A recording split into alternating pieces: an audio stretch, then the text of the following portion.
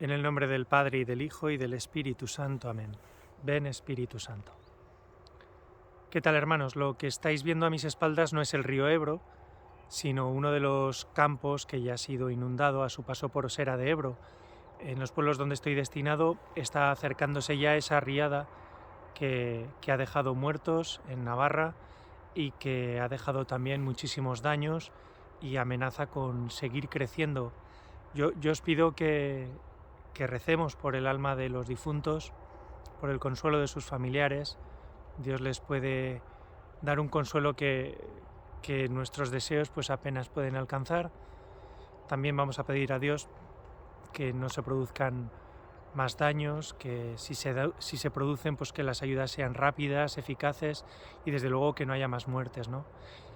A mí me quedaría por decir que si hay algo que prever, que se prevea con más tiempo. Es verdad que los desastres naturales no siempre se pueden predecir, pero en cierto modo podemos prepararnos para ellos. Enlazando con esto, pues tenemos la llamada de esa pequeña gran figura que es San Juan Evangelista y que ya en el segundo domingo de Adviento nos llamaba a una respuesta de fe, ¿no? Preparad los caminos porque ya se acerca el Señor, ¿no? Y ese preparar el sendero, preparar el camino para el Señor, ha provocado la fe en muchas personas y el episodio continúa en este tercer domingo de Adviento, ¿no? Y habla un poco de no solo de ser previsores, sino de qué hacer cuando no hemos sido previsores. El pasado domingo era una llamada a la fe. San Juan Evangelista, movido por el Espíritu Santo, el mismo que cuando estaba en la tripa de su madre Isabel le permitió reconocer a Jesús en la tripa de María, de la Virgen María, ese mismo Espíritu Santo le arrebata al desierto. Y en el desierto él renuncia a todas las seguridades y aparentes seguridades con las que nos cubrimos, ¿no? Tenemos la seguridad de un techo y la seguridad de una familia. San Juan Bautista renuncia a esa seguridad. También la seguridad de un pueblo, el tener vecinos cerca que puedan acudir, ¿no? En ayuda de uno o hacia los que uno tenga una responsabilidad. Renuncia a ese segundo abrigo. También al abrigo físico, esa ropa cómoda que uno puede ir cambiándose y se viste con pieles de camello y se alimenta renunciando a una dieta más saludable y más adecuada. Se alimenta de langostas, de las de tierra, no de las de mar, y de miel silvestre cuando la pilla. Y se va al desierto y sucede lo impredecible, sucede algo contra todo pronóstico.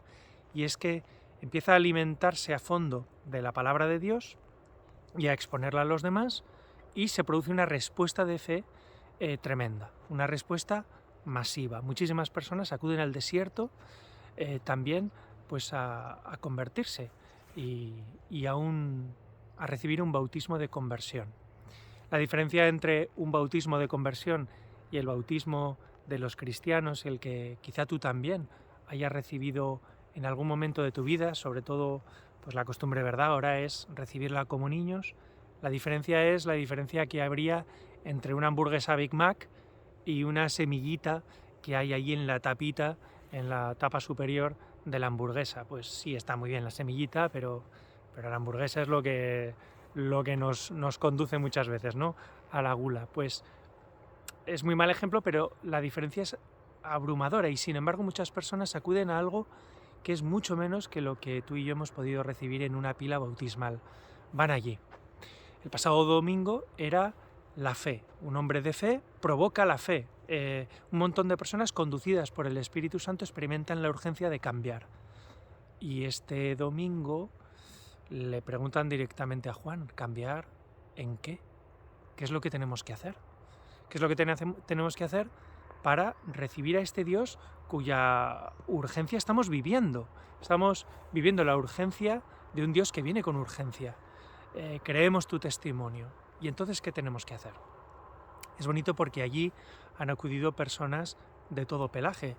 Tenemos el gentío, el pueblo de Israel, tenemos también publicanos, es decir, aquellas personas que dentro del Imperio Romano eran los destinados a cobrar los impuestos, y también soldados. La respuesta a los soldados es muy clara. A vosotros se os ha otorgado el deber y el derecho también de utilizar legítimamente las armas, la fuerza, la coacción. Podéis ejercer la violencia incluso hasta el límite, superando el límite de la muerte. Lo que os pedimos es que no os extralimitéis, que el soldado, es decir, ese servidor público que ha hecho un juramento para defender las vidas de los demás, que no se aproveche de esa situación de superioridad. Esto se puede dar también pues, en los tribunales, se puede dar con las administraciones. Qué rápido una administración, como caigas en manos de alguien despótico, te puede destruir la vida familiar. Pues esa es la primera llamada, ¿no? Una llamada de justicia. Sé justo, honra a aquellos que han depositado en ti su confianza. Sé de confianza, ya que han puesto en ti semejante responsabilidad. Con los publicanos es algo parecido, no os aprovechéis, no extorsionéis, no os aprovechéis de esa situación ventajosa que tenéis. Yo pienso, por ejemplo, aunque no tenga una correlación directa, pero pienso, por ejemplo, en lo que está sucediendo ahora con la subida de los precios de elementos de consumo esencial, como puede ser el gas, la luz, y me pregunto si no habrá un límite realmente a la depredación, ¿no? Porque lo que se nos pone delante, para que no nos quejemos, y lo sorprendente es que no nos estamos quejando, es que las leyes del mercado son ciegas. Y las leyes del mercado son ciegas mientras quieras que sean ciegas. Es verdad que la escasez de cosas hace que sean muy valiosas, pero la escasez de cosas esenciales, bueno, eso no tiene por qué significar una limitación al acceso. Hay un momento en el cual la propiedad debe ceder el derecho de propiedad a las necesidades básicas de un techo, de una calefacción, de una luz mínima. Esto no es revolucionario, es contrarrevolucionario, porque el problema es que las leyes ciegas son, pues eso, es el estar en el siempre, en la revolución de siempre, en el imparable empuje de algo ciego y vamos a decir, y brutal, como este agua, que al parecer, pues, salvo que Dios intervenga, va a ser muy difícil de frenar. Dios quiera que se frene. Claro, pues ¿cuál es el problema? Pues el problema es que detrás de esas leyes ciegas hay personas beneficiándose máximamente. Y esto es algo, ya no digo pecaminoso, porque entonces igual no se entiende este vídeo, es algo criminal. Ahora quizá con la pandemia los efectos de la pandemia se nos esté haciendo experimentar en el primer mundo lo que durante años y años y décadas se ha experimentado en los países en vías de desarrollo y en el tercer mundo. Y es que cuando aquí pasamos frío o hambre, en el tercer mundo directamente mueren. En cualquier caso, claro, dicen, sé justo, no te aproveches. ¿Por qué? Porque si no, no reconocerás a Dios, que no ha venido aquí a aprovecharse, ¿no? Dios viene aquí a servir, Dios viene aquí a salvar, a sanar. De nuevo es una llamada a la justicia, porque solo el justo reconocerá a aquel que es la justicia en persona. ¿Y qué pasa con las gentes que se acercan de toda procedencia, pero sobre todo del pueblo judío, de ese pueblo elegido? Les responde, quien tenga 2 túnicas, que le comparta una con quien no tenga, y lo mismo los alimentos. Y aquí ya estamos hablando, aunque parece lo mismo, de algo que me parece que es más que justicia. Es algo que va más allá de la justicia, habla de ser generoso. Ser generoso, ¿por qué? Pues porque si yo tengo 2 túnicas y doy una, estoy asumiendo un riesgo muy grande. Estoy asumiendo el riesgo de quedarme solo con una, que se pueda deteriorar, que se pueda estropear, que la pueda perder, que me la puedan robar. Y entonces tengo que asumir el riesgo de contar con que otros serán generosos. Pero claro, es que ese es el verdadero riesgo que debemos aprender a correr, ¿no? Y es contar con el otro. Adán y Eva no quisieron contar con Dios. Y de repente dejaron de contar el uno con el otro. Y entonces Adán, qué rápido acusó a Eva de lo que hubiera cometido o no, en lugar de protegerla. ¿Por qué? Pues porque en el fondo no es que no seamos generosos, es que no estamos abiertos al riesgo de necesitar al otro. Y es muy bueno necesitar al otro, hay una buenísima noticia en ello. Por eso invita el Bautista a entrar en una ley de la gratuidad, en una ley del don, en una especie de estilo generoso que te va a permitir reconocer a aquel que en el fondo va más allá de la generosidad. El Mesías ha venido a establecer una paz que no tenemos. ¿Por qué? Pues porque vamos a poder estar en sus manos. Pero solo aquel que practica la generosidad, aun a riesgo de la propia comodidad o de la propia vida, podrá reconocerle. ¿Habrá excusas? 1000. Siempre tenemos 1000 justificaciones para lo inoportuno, para lo que no nos acaba de apetecer. Pero desde luego no son más que malas excusas y baratas excusas si al final lo que queremos que nos mueva es aquello que realmente satisface, ¿no? Y no solo esa comida basura que no llena y nos pone malitos. Os dejo con una última idea porque es como, bueno, en realidad dos, pero es como el gran regalo, ¿no? El primero es que ya ese esforzarse en no aprovecharse de la situación injustamente y en ser justos y honrar a la confianza que han depositado los demás en nosotros. También ese, pues, ser generosos aún a riesgo, de poder, de que se altere el estatus en el que cada uno vive, es ya un don de Dios. Si detectamos el tirón es porque ya no es algo que podemos hacer con puños, sino que de manera estable, como hace este hombre del desierto, este gran hombre que se ha atrevido a hacerse pequeño y a ponerse en las manos de Dios, cuya única defensa es Dios, Juan el Bautista. Si nos atrevemos a hacer esto, tenemos que ser capaces de detectar que es porque Dios nos lo está concediendo. Y hay que pedir ese don de una preparación admirable en el Adviento.